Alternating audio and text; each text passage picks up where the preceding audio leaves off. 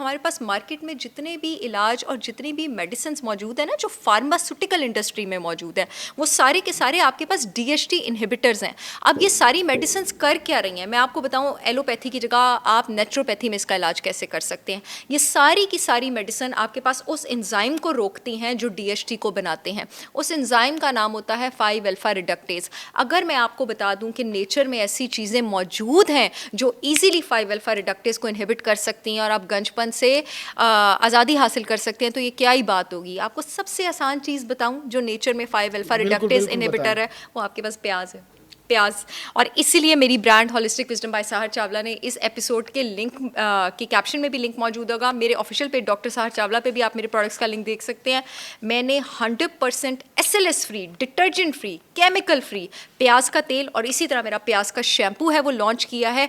Nature के 2 सबसे strong DHT inhibitors हैं आपके पास अल्फा रिडक्टेज, एक है प्याज, दूसरा है रोजमेरी। मैंने रोजमेरी का शैम्पू और ऑयल भी लॉन्च किया है, प्याज का शैम्पू और ऑयल भी लॉन्च किया है। पाकिस्तान की सारी रेगुलेटरी अथॉरिटी से अप्रूव्ड हैं, ये ठप्पे लगे हैं, पूरे मुल्क में शिपमेंट हो रही है। 3-4 महीने आप इसको इस्तेमाल करें, लगेगा आपने बाल ब्लो ड्राई किए हुए हैं। 2 बार हफ्ते में आपने प्याज का शैम्पू और ऑयल इस्तेमाल करना है, 1 बार आपने रोजमेरी का शैम्पू और ऑयल इस्तेमाल करना है, और आपने 4 से 5 घंटे इसको सर पे रखना है। अदरवाइज तो हम ऑयल को 2 घंटे रखते हैं, इसको आपने कम से कम 4 से 5 घंटे रखना है।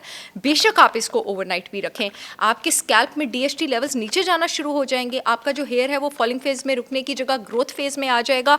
और उसके साथ साथ आपको अपनी डाइट में भी कुछ चीज़ों का ख्याल करना है, वो अलग है, अगर आप कहें तो मैं बताती हूँ। जी जी बिल्कुल। अच्छा जी, मैं वही कह रहा था कि डाइट का भी बताना है और रोज़मर्रा जो हमारी ज़िंदगी गुजारने के तरीके हैं, हम शैम्पू यूज़ कर रहे हैं, वो क्या शैम्पू हमारे बालों के लिए ठीक है? जी बिल्कुल, मैं बताती और हूँ। बालों को कितने दिनों बाद धोना चाहिए? डेली धोना चाहिए शैम्पू के साथ, ठीक है? और एक और मिथ है, वो भी मैं, बल्कि वो मैं अगला सवाल वही करूँगा। ये बता दें कि हम खाएं क्या बालों को मजबूत करने के लिए ताकि ये बाल गिरें कम?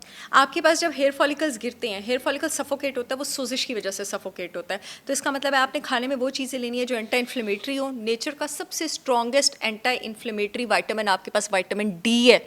अपने विटामिन D लेवल्स का आपने ख्याल रखना है। हमने एक बार पहले भी बात की थी कि विटामिन D के बेशक आप इंजेक्शन लगवा लिया करें, क्योंकि सनलाइट से तो इतना इनफ एक्सपोजर होता नहीं है।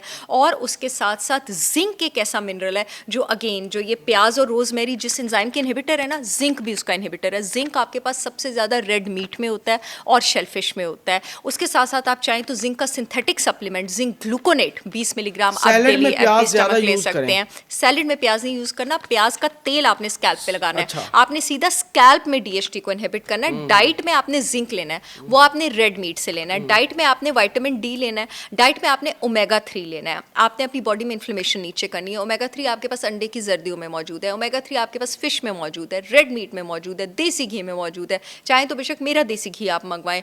ओमेगा 3 आपके पास नारियल के तेल में मौजूद है, जैतून के तेल में मौजूद है। चाहे तो आप बेशक मेरा आप नारियल का तेल मंगवाएं, आप जैतून का तेल मंगवाएं, लेकिन इन फैट्स को अपनी डाइट में इंक्लूडेड रखें। आपने अपनी डाइट में कोई भी कॉर्न ऑयल नहीं लेना, कैनोला ऑयल नहीं लेना, कॉटन सीड ऑयल नहीं लेना। ये सारे के सारे ऑयल, सनफ्लावर ऑयल, ये सारे के सारे ऑयल इन्फ्लेमेटरी हैं, बॉडी में आपके पास टोटली इन्फ्लेमेटरी कंडीशन बढ़ाते हैं। और आपकी डाइट में बहुत सारी हरी सब्जियां होनी चाहिए, बहुत सारे क्रूसीफेरस वेजिटेबल्स होने चाहिए, क्योंकि वो भी आपके पास DHT को इनहिबिट करते हैं। फाइबर भी है उसको, बहुत ज़्यादा फाइबर है। तो फाइबर क्या करता है, आपके गट को फीड करता है, आपके गट की जो प्रोबायोटिक्स की हेल्थ अच्छी होगी, आपकी बॉडी में इन्फ्लेमेशन नीचे होगी।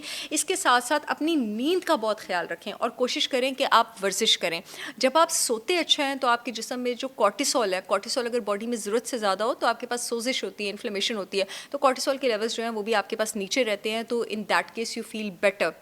बायोटिन, विटामिन B7, इसका आप सिंथेटिक सप्लीमेंट भी ले सकते हैं around initially 1000 mcg per day for 1 और 2 मंथ्स। उसके बाद आप इसको कॉन्टीन्यूसली लेते नहीं रहते हैं, क्योंकि अक्सर बायोटिन की कमी से भी आपके पास हेयर फॉल होता है। आप उसके बाद हमेशा अपनी प्रिस्क्रिप्शन को रिन्यू करवाते हैं। ये भी एक ऐसा सप्लीमेंट है जो आप इंक्लूड कर सकते हैं। और हेयर फॉल की एक बहुत बड़ी रीजंस हैं जो लोगों को नहीं पता।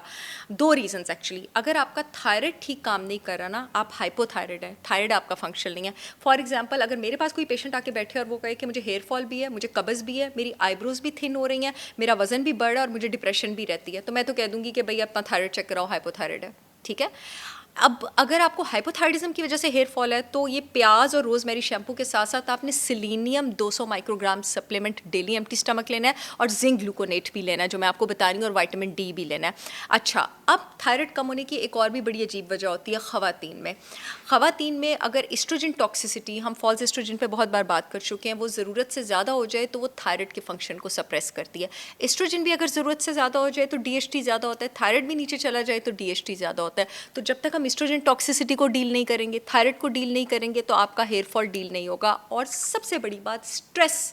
जिस इंसान की ज़िंदगी में टेंशन होगी, जिस इंसान की ज़िंदगी में स्ट्रेस होगा, अक्सर मेरे पास जब पेशेंट्स आते हैं ना जिनको ऑटोइम्यून डिजीज़ हो जाता है, ऑटोइम्यून डिजीज़ अक्सर हेयर फॉल के साथ आता है।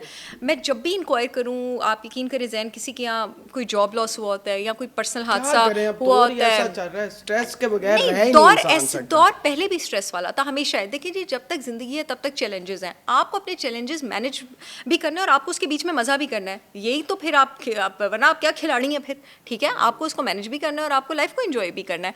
लेकिन अल्लाह ना करे, कुछ स्ट्रेसेस वाकई ऐसे होते हैं कि हर इंसान थोड़ी देर के लिए अपना ट्रैक लूज़ कर देता है। जैसे मेरे पास जो क्लाइंट्स आते हैं ना जिनको ऑटोइम्यून डिजीज़ या स्ट्रेस की वजह से हेयर फॉल हुआ होता है, कोई डेथ हुई होती है किसी अपने की, कोई डिवोर्स, कोई जॉब लॉस, कोई बहुत बड़ा हादसा हुआ होता है, तो उसके बाद भी आपके पास जो आपका हेयर फॉल है वो बहुत ज़्यादा स्वेयर हो जाता है। उसको मैनेज करने का भी यही तरीका है कि आप अपनी न्यूट्रिशन के थ्रू, मेडिटेशन के थ्रू, स्लीप के थ्रू, एक्सरसाइज के थ्रू उसको ठीक करें।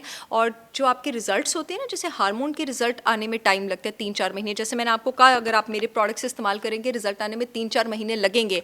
हेयर फॉलिकल्स की साइकिल को ठीक होने में थोड़ा टाइम लगता है। एक आपने बात की, मैं अब आंसर करना चाहूँगी, आपने 2 सवाल पूछे थे। दूसरा आपने पूछा था कि शैम्पूज जो मार्केट में अवेलेबल है, जो हम डेली यूज करते जितने भी महंगा तरीन, आप 10,000 का भी शैम्पू इस वक्त मार्केट से उठा रहे हैं ना, और अगर वो सिंथेटिक है, यकीन करें उसमें सोडियम लॉरेल सल्फेट है। और सोडियम लॉरेल सल्फेट क्या है? सोडियम लॉरेल सल्फेट डिटर्जेंट है, वो सर्फेक्टेंट है। और ये cosmetic industry sodium lauryl sulphate डालती क्यों है? ये इसलिए डालती है कि वो जो झाग है वो ज्यादा बने। हाँ, मैं अपने मेरे प्रोडक्ट्स जब भी मेरे तो उसका मतलब नहीं लगाना चाहिए। मैं अपने प्रोडक्ट्स की जब भी बात करती हूँ, मैं कहती हूँ इसकी झाग नहीं बनेगी क्योंकि मैंने इसमें डिटर्जेंट नहीं डाला हुआ, ठीक है। और ये ज़ाहिर सारी मैंने लैब से टेस्ट करवाए हैं, तो डिटर्जेंट तो उसमें बिल्कुल भी नहीं है। मैंने इसमें सोडियम लॉरेल सल्फेट नहीं डाला हुआ, सिर्फ उसको एस्थेटिक बनाने के लिए, उसको फोम देने के लिए। हाँ, उसकी क्लिनजिंग प्रॉपर्टीज अच्छी होती हैं, भी होते हैं वो यूज कर। कंडीशनर में भी SLS है। आपके पास जितने शैम्पूज और ये हैं उस सब में SLS है। आपको SLS फ्री शैम्पूज यूज करने अगर आप अपने बाल बचाना चाहते हैं, मेरे मिलते हैं, मेरी ब्रांड के हैं, होलिस्टिक विजडम बाय सार चावला के, पूरा पाकिस्तान खरीदे। मैं आ गई हूँ अब आप लोगों के लिए, आपको किसी की वजह से जो हम यूज कर रहे हैं झाग बनाने के लिए, तो वो झाग, मैं यही कहती हूँ, मेरे शैम्पूज की झाग नहीं बनेगी क्योंकि उसमें डिटर्जेंट नहीं है, लेकिन मेरे शैम्पूज आपके बाल बचा लेंगे। और वो नहीं बचाएंगे। हम जो डेली शैम्पू यूज कर रहे हैं उससे भी हमारे बालों को बड़े ज्यादा नुकसानात का सामना, और डॉक्टर साहब ने बता दिया। डॉक्टर साहब, गांव के अंदर बाल जब भी गिरते हैं खवातीन के या बच्चों को, जब भी बच्चे, ये सर पे दही लगाने का रवाज होता है। अच्छा रवाज अंडे है। के साथ। अच्छा रवाज है, बहुत अच्छा रवाज है। दही के साथ अगर दही लगाई जाए, दही और अंडा प्रोटीन है, बहुत अच्छा रवाज है। बल्कि उसके साथ आप एक और चीज़ भी इंक्लूड कर सकते हैं, the richest source of vitamin C on this planet. लोग समझते हैं कि नींबू और ऑरेंज है, नहीं, आंवला है। मैं बल्कि ये मास्क बनाती भी होती हूँ, मेरा आंवला पाउडर भी है। आप 1 टीस्पून आंवला पाउडर लें, ठीक है, 1 टेबलस्पून आप इनमें से कोई भी ऑयल लें, आप दही लें, आप अंडा लें, और आप हर 2 से 3 दिन बाद उसका मास्क बना के लगाएं। दही एंड अंडा इस प्रोटीन। हमारे बाल क्या है? वो प्रोटीन है, ये प्रोटीन के स्ट्रैंड्स हैं। विटामिन सी क्यों चाहिए इसके लिए? आपके पास हेयर में जो प्रोटीन है, कोलेजन और केराटिन, विटामिन सी ना हो तो वो बन ही नहीं सकता। आप डायरेक्ट विटामिन सी का रिचेस्ट सोर्स आंवला पाउडर आप उसमें डालें, आप उसको मिक्स करें और आप अपने बालों में उसका मास्क लगाएं। बल्कि आप इसमें मेथी दाना भी शामिल करें।